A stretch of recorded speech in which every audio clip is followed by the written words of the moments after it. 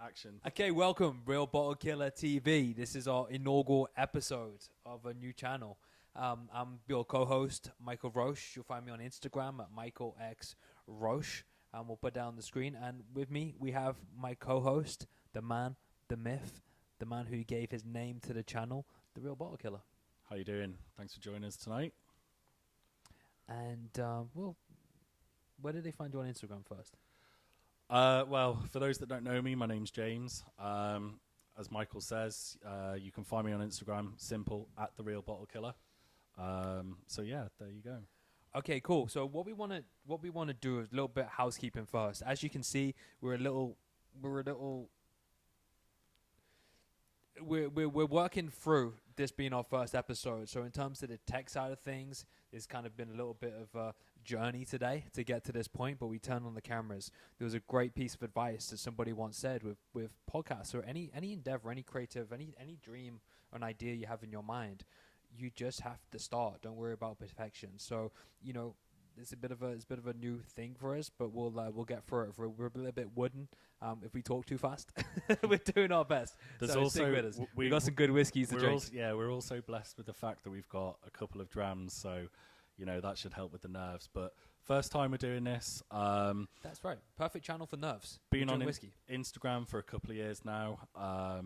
And absolutely love whiskey, love the community, met so many great people, and just wanted to take it that step further, see how it goes, have some fun, share some knowledge. Absolutely don't profess to be an expert, but yeah, we'll see what happens. And our motto is, we don't collect whiskey, we enjoy it, which I think is we drink it. I think it's that's part of the community. Is that sometimes there is a bit of snobbery. It's kind of a little bit like watches. It can be a little bit about cars. So many people that love supercars, they just stay in the garage. They don't actually drive these things. So many people have great watches and just keep them in safes. So many people have great whiskeys and they just keep them on the shelf. They don't open them, but they love the look of what that looks like on Instagram. Whereas we're gonna enjoy whiskeys. We're also gonna show people what is some great whiskeys, both special releases, both more accessible. That whiskey journey. I'm more of a I think you Jay. Do I call you Jay or do I call you Bottle Killer? Jay. Jay's got a bit more pedigree than me. If you can see, you'll be able to see on the different cameras. You'll see it. There's an incredible whiskey library that we have here live in the man cave. But I'm more of a starter.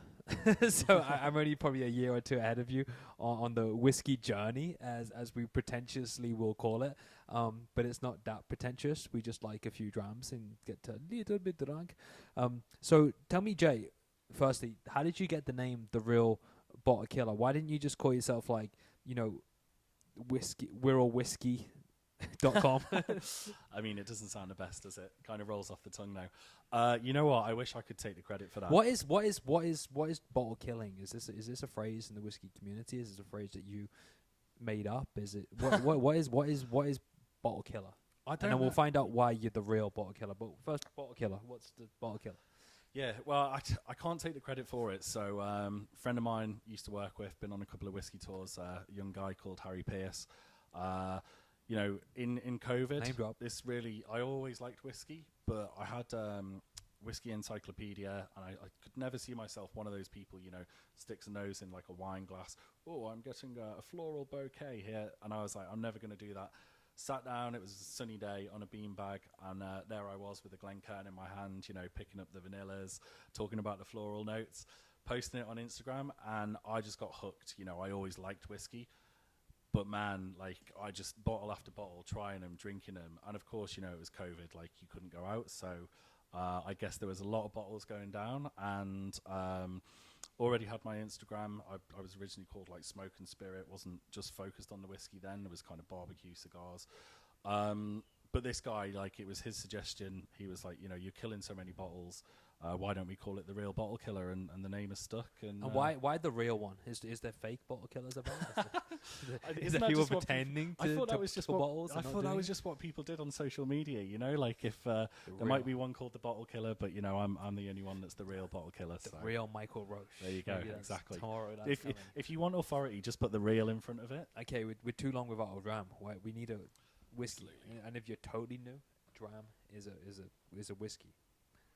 So warm up whiskey. What we got? What we got? We've got Lindor's. So this is from the Lowlands. It's Lindor's actually Abbey. the very, very first distillery we ever visited. It was back also, according to them, I can't verify this because I have a few Irish friends who would argue that they created whiskey before the Scots did. But yeah, they told some. They told some us whole this was where Braveheart story. the first what recorded Braveheart drank. reference of actual William Scotch Wallace. distilling in Lindor's Abbey. So that's what we've got here.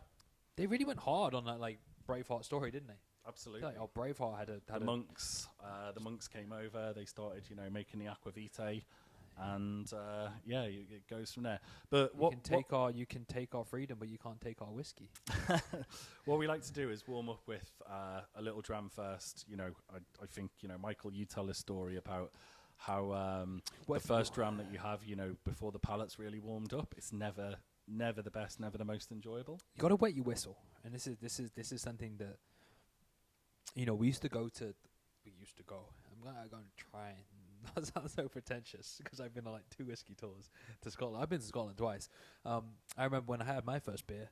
But the whiskey tour, you do tastings. Usually there's like 4 whiskeys on the tasting, and at the end of the tasting, they'll ask you which one did you like the best.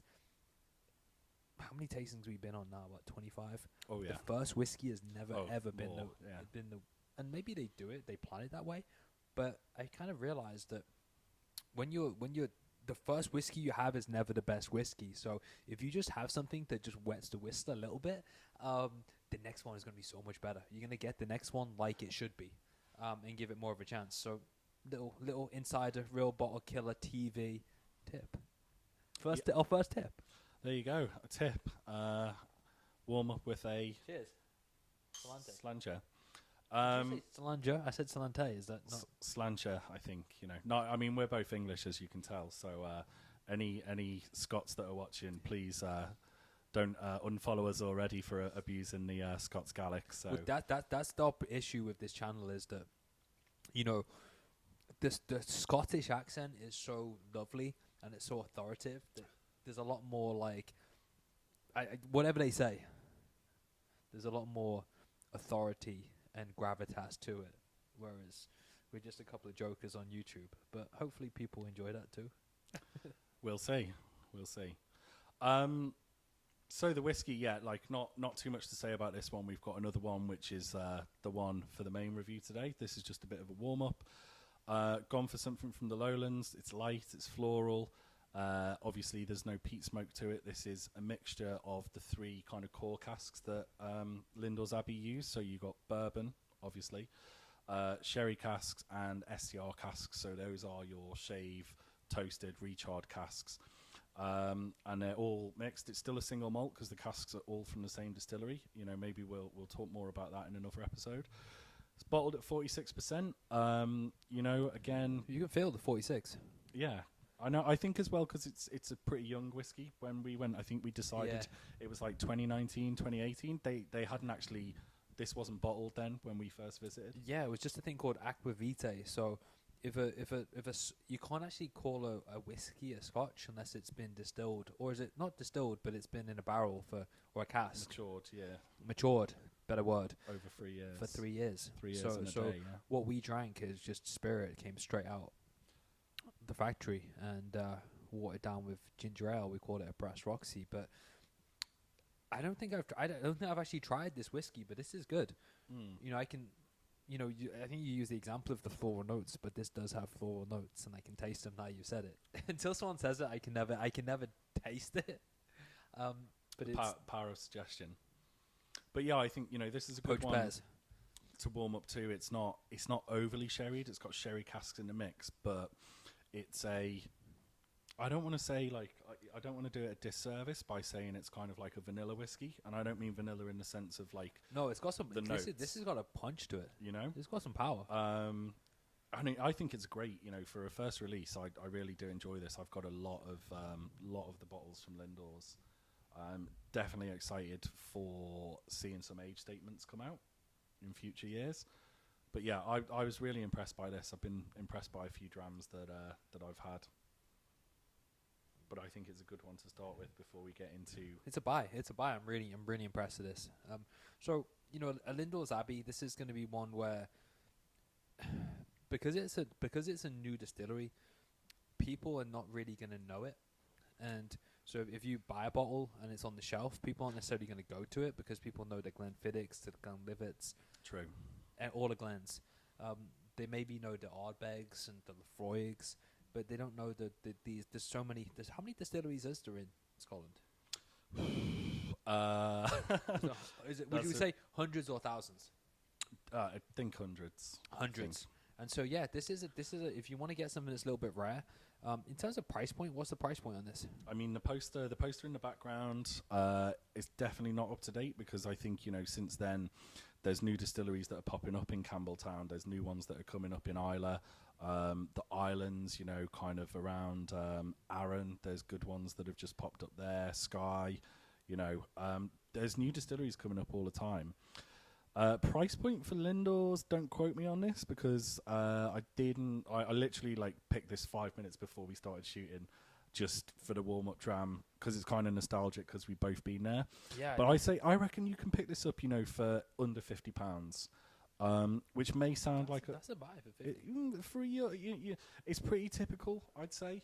You know, even though it's a younger whiskey, like you might think, oh, I can get I can get Lefroy 10-year-old, which is a great whiskey. For, I mean, in Tesco's, 30 quid, right? Under 30 quid most of the time. But they've got the economies of scale, right? You know, true. Whereas Lindor's is, you know, a very boutique distillery right now, and so I'm proud of them. I feel like watching like your baby boy, all grown up, because we saw them when it was just a white spirit, and absolutely, that's beautiful. But I'd say definitely, it's a buy. It's a buy for sure. I would not, you know, I've got no concerns. What I like the whiskies that have real strength to them, and that's got strength. It's got a thickness to it. And for the youth, you know, like even though you know it's young, that's how good it was. But yeah, I kind of like did mine like a shot because I'm excited to get into the one that we brought for the review. That's the issue, right? Because we don't want to bore you, so we're gonna be moving fast, drinking fast. This is the one unboxing. Oh yeah. So while he's unboxing that, so this is a place called Campbelltown, which is kind of the in vogue region right now. So you have all these regions of whiskies. Campbelltown is the in vogue one. They have a distillery called Springbank, and is that the most popular whiskey right now behind? I don't know which way round this is. We got two of them. Yeah, so what we always try and do with the special releases is, you know, the motto for this channel is that we don't collect, we drink. We enjoy the whiskey. So we always buy two so that we can have one we can open instantly to enjoy, and then one we actually do collect so you have it in the future. So this is the Cadenheads. Is it Cadenheads or Cadenheads? Well, I called them up before this was released. Again, you know, we were there a couple of years ago. We did a tasting. Can't say I remember because they poured us like 5 drams this big at, you know, 10 o'clock in the morning. The guy I spoke to on the phone, he said Cadenhead, so I'm going to go with that. But okay, Cadenheads. So this is called the Enigma. This is a special release this week.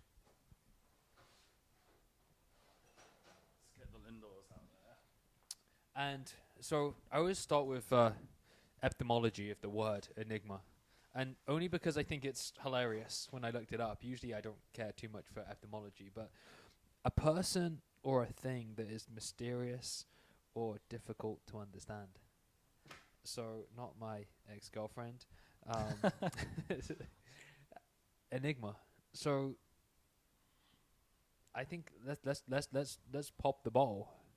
And let's see, because what was really interesting about this, and Jay sent me the link to the Enigma, or Cadenheads have just got a new release, Enigma, and I looked, and blended whiskey is people look down on blended whiskies, but I don't really care, because if it tastes great, it tastes great. Age statements, and maybe on a different episode we'll go in specifically to age statements. Yeah.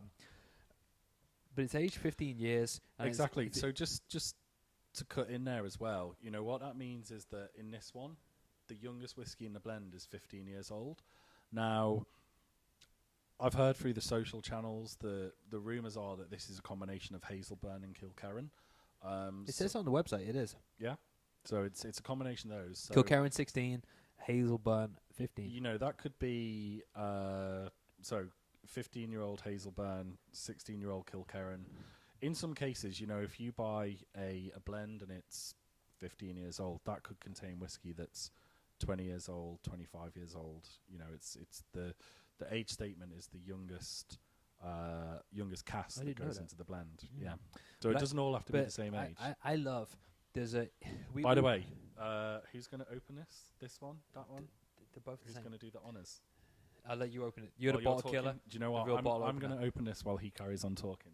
So we'll pull it up there next to the sign and Colin the cow. But what I love is Hazelburn 10-year-old.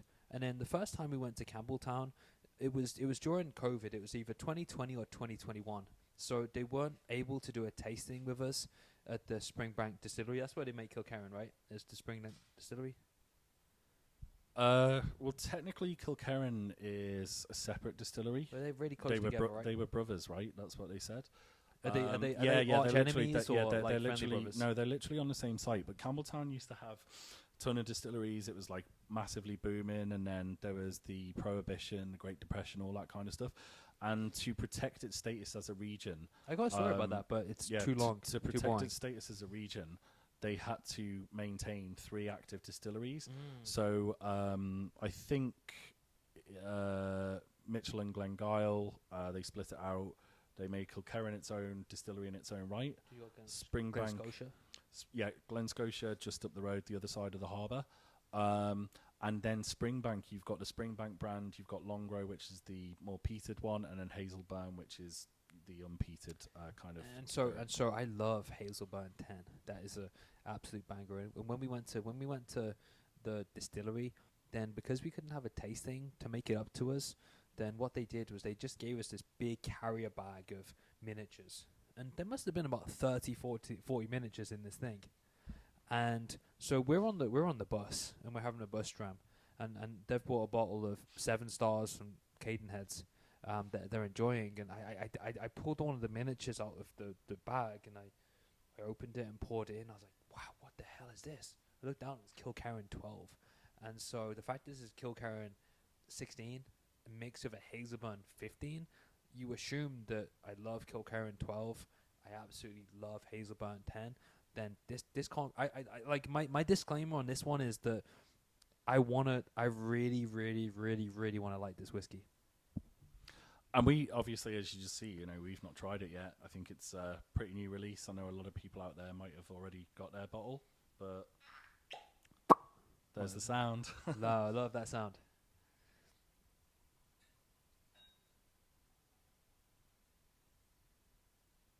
So I had something I was gonna say, but so is Hazelburn part of that same distillery, or what's the story there?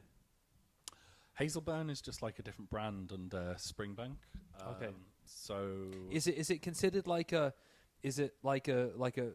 Rolex have 2 brands, Rolex and Tudor. Tudor's considered like, for some people they call it like the poor man's Rolex. Is it considered that, or is it considered like a heavyweight in its own right? Is it because Springbank is just exponentially popular right now, whereas same with Tudor, because you can't get Rolex. It's actually a very similar comparison, because you can't buy Rolexes right now because everybody wants one. Same with Springbank. Yeah, it's a great question. In my opinion, I mean it all comes from the same place, right? And I think, I mean, it's just a label. Let's be honest. Unpopular opinion. There's Springbanks that are not, phenomenal. I hate to break it to you, but it's true. Troll me if you like. If you're an absolute, part of the Springbank cult, troll me. But Hazelburn, like every whiskey in its own right, there can Fuck be you, man. spectacular whiskies, there can be, good whiskies, great whiskies, and it's individual as well, right? Like what I like, you're not necessarily going to like. Somebody watching is going to like something different. You want to drink something different on a different day. Like if it's sunny, you maybe want to reach for a Hazelburn. If it's pouring down with rain and it's winter and it's cold, maybe you want to go for something more peated like the long roast. So I think it's all subjective, all situational. However, the one that people are going crazy for right now is the Springbank. And what I've noticed in recent times is even like the Hazelburns, the Kilkerrans, they're not selling out instantly. Like you try and buy a Springbank, when it's released, it's gone instantly. Even if it's coming out 10 o'clock in the morning, you're online. I think that's 10 o'clock, you can't get that. You can't get that shit. Like I think that's changing, and it's actually changing with watches as well. I just think the disposability of income that people had in 2020 or coming out of 2020 is not as great as it once was. So people aren't doing so much crazy stuff like buying, 200 pound bottles of whiskey. But the Springbank isn't terribly priced. I saw the 18 was £130, which, I'd usually say an 18 is I'm looking at 70 to 90 pounds. So it's a good 25% on top of it, but it's still not it's reasonable. It's not a 275. No, I think bottle. they've kept their prices reasonable. Where you run into trouble is if you can't get it at retail, and then people are flipping it. You're trying to get it on auction, then you're going to pay way over the odds for what you should be able to get for really, really good prices. So I just threw this down. Usually what you do when you do a taste, you do the nose, and this is what whiskey YouTube will do. They'll do the nose. Why'd you do the nose, Jay? What is the thing? Because you got this poster that we're looking at that you guys can't see, but it says whiskey tasting steps, and the nose is the big one first. So why did they do the nose? I think it's just part of the experience. I wouldn't pretend to know why that is, but logically it seems to make sense to me. I think that a lot of the flavors that we pick up, even when we're eating food, they're associated to smell, and I guess it's natural for us to smell things before we taste them. By the way, we said a couple of things about the bottle. What I didn't say was it's 48.2%, so slightly stronger than the Lindors that we just had, but I wouldn't believe that for a 15, 16-year-old that this is coming in at cask strength, so not at 48.2%, but don't quote me on that. One thing I'll say is I love the bottles. I love the bottle. I love the label, and I'm a sucker for good bottles and good labels. So if I'm buying a bottle of scotch, a bottle of whiskey, I want green glass. I want green glass. I want a good label. Green so glass. You see, can you? I can't get up, but can you get the Cadenhead? You've got a Cadenhead bottle back there. So I have certain beef with certain brands just because I don't like their bottle shape. Cadenhead is one of them. I don't like that shape bottle. Not a fan of the square bottle. Makes no sense whatsoever. It's about what's inside the bottle, but like a human, like myself. Don't worry about the outside. It's what's on the inside that counts. Great looking bottle. I'm really proud of them. If you put them together next to the other Cadenhead bottle, this is another thing that as soon as you sent me this link, I was like, we've got to buy. I was like, add me one to your order. You going to mention delivery, or will it only serve to make me angry? It had to come up, didn't it? We had one beef. Yeah, just in case this video does actually get watched by the lovely, wonderful, we love them. We've been there. We did fantastic tasting. They were great. In a room. Apart from one thing I've got beef with Cadenheads. Apart from the delivery. So this is you do realise that's two things. You're gonna work me up on this. That's right? two things. So we're not endorsed by anybody, so we can be real because we're the real Bottle Killer TV, right? So we went to Cadenheads and they gave us a tasting of 6, I think, and they were all fantastic. But there was one absolute standout, one Enigma. And it came through. I was like, I need to buy a bottle of that right now. and it was they were like, oh yeah, you can't buy that bottle for like 3 months. I said, I want to buy that bottle of whiskey. You can taste it and know how great it is, but you can't buy it for 3 months. And you can only buy it from that shop at that time. You can only buy it from a Cadenhead shop. Yes, I don't even know what it was. I never bought it, and that was probably the world's worst story. Back to the whiskey review. Well, the other thing. So the second thing was delivery charges. Right, £10. Like you're buying one bottle. A lot of places, if you're ordering over £100, they do free delivery. Great, Places now they've started doing memberships where you pay. We'll even buy like I've got this weird thing in my brain, and I know you're very similar, Jay. Is that if I buy a whiskey which is £78 and the delivery is 100, rather than pay the $5.95 for DPD, I'd rather buy a £40 bottle of whiskey in order to make up the free delivery. And so it works both ways.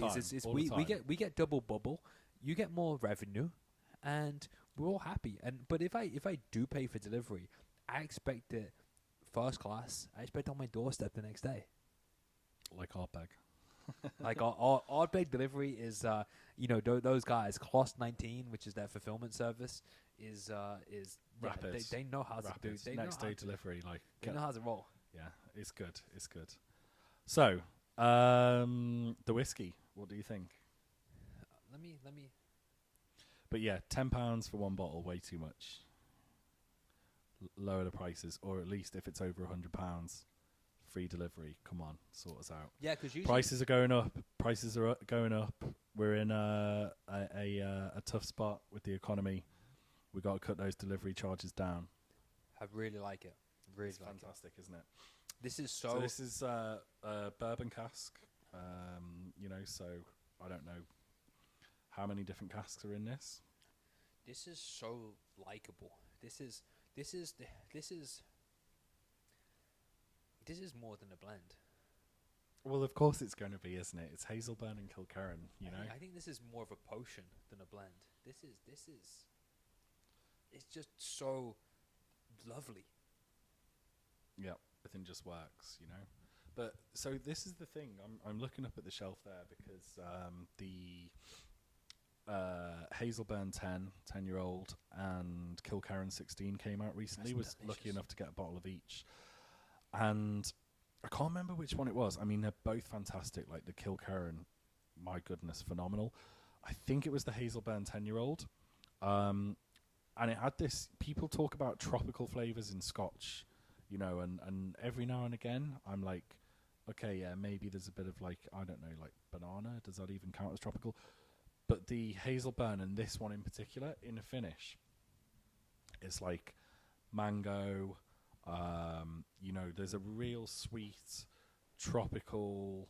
I want to stay away from the stereotypical flavour that gets called out on peated whiskies. The old grilled pineapple. Poached pears. Everyone's talking about that grilled pineapple. Yeah, so I'm not very good at picking out. I'm like waxy. It's waxy as well. Do you know what? This reminds me of Kleinleash. So what's waxy compared to say oily?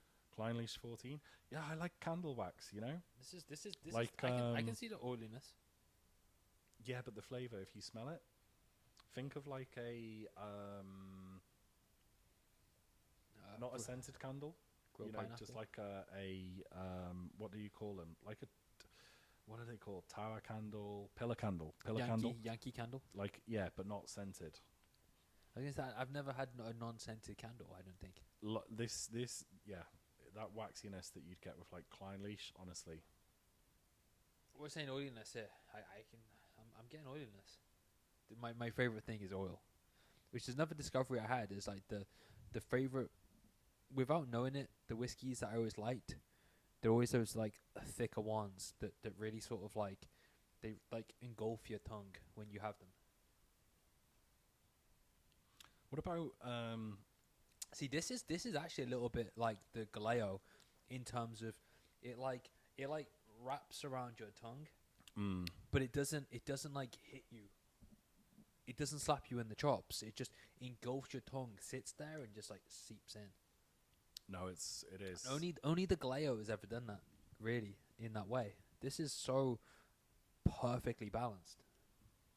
Completely. This is a potion, mate. This is a completely potion. different. This is a new category of whiskey is a potion, when they blend something just right, just perfect. And I did wanna like this whiskey from. This is only 65 quid as well. Which is that expensive for a blend? I don't know, but this is a steal. Yeah, I mean, I think it's reasonable for Hazelburn, Kilkerran, aged 15-year-old blend. But by the time this come out, will this have sold out? I think this is gone now. Yeah, I think this is already gone. I would buy a case Already. Unfortunately, we were lucky to get one each. I mean, the run was 3,306 bottles. Distilled 2008 bourbon hogsheads, released literally just this month. Enigma, something that is mysterious and seems impossible to understand completely. So they actually did the definition on the bottle. Interesting. Yeah. I understand it like a textbook. And the textbook says this is just great whiskey making. And Cadenheads is they're not a distillery. They buy casks from other people and they put them together. So this is all Cadenheads hard work that have put this together, right? This isn't something that the Glengyle bros came up with. This is Cadenheads at all. We've got two really freaking great casks. Let's just bang them together and see what happens. And the Enigma, and I think they do an Enigma every year, don't they? So the Enigma 2023 is an absolute hero of a bottle. Potion, mate. There was a couple of them. There was another one. There's definitely another one because when I was trying to, before they put it on the website, we were like waiting for it to come out. We had I saw the 2022. Yeah, I think this is a beautiful whiskey. I get a lot of waxiness. Like I said, it reminds me of Klein Leash 14 in that respect. I've never had it, but I think it's kind of floral as well. Vanilla, as you would expect with the bourbon cask.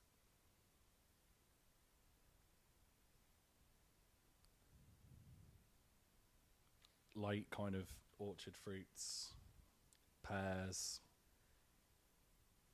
honey, heather honey. What about though smokiness? Because we like a peated whiskey, we like strong Islers, Ardbegs, Lefroy's. The one that this takes me back to is Galeo. Are you getting much peatiness? Are you getting much smoke in this on the palate? I don't get much on the nose, not whatsoever. It's so smooth.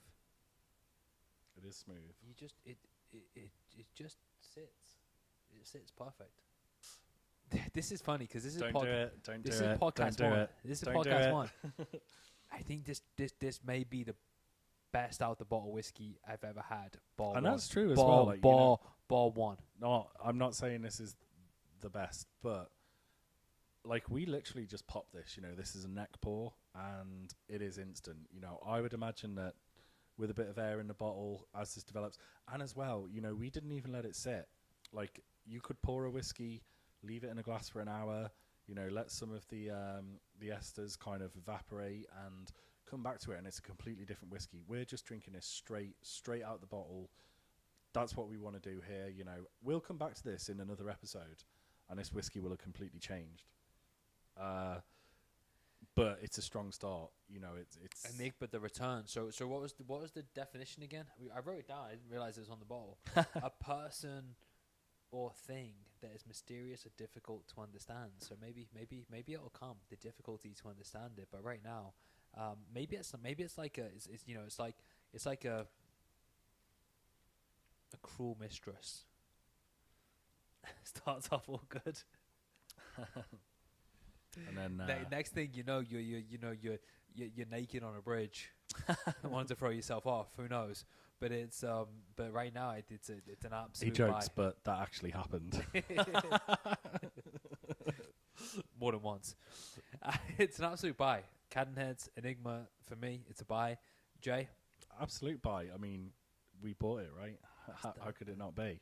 That is the literally one of the best. And the fact it's a blend as well. Like, we shouldn't be on YouTube saying we like blends. It should be a single cask, single malt only. So a single cask is when they make it from one cask, and I think a single malt, when you buy like a Hazelburn 10, then they put a ton of casks into one vat. And obviously there's masters that put these things together and make sure the right casks go in the vat, and then they all go to bottling. But that's a blend. Wow. But amazing. Really good. Yeah, I think quite a long, you got some kind of woody, dry and spices coming through in the finish. I hope this... A little bit of smokiness, but like, you're not talking kind of like medicinal peat. It's more kind of charcoals, like on a barbecue, before you put any food on. It's and they're just when they get that white ash and they're just smoking, just like simmering away. You got that nice kind of smoke coming through in the finish. I get a big hit of tropical fruits just straight down the back of the throat. As I say, like, mango, grilled pineapple. We picked a blinder for the first ep. Great choice. Should we wrap this one up then? So, how do we close this out? We've never done this before. I don't know how we close it out, but it's the Real Bottle Killer TV. If you're still watching, like and smash subscribe, smash like. That's what they all say. I'd just say, yeah. Well, firstly, if you are still watching, if you watched it all the way to the end, thank you, because we don't have a clue what we're doing. But come back, join us again. We'll have plenty more drams. We promise we're going to get better. Can I do a Ralphie? We're going to get, yeah. Goodbye to you, multi-man cave marathoners. Love it. Shout out to the man with the flat cap as well. Yeah, we love everyone in the community. Should we do some shout outs to people in the whiskey community? Don't worry, drink whiskey. Legend. Ralphie, legend.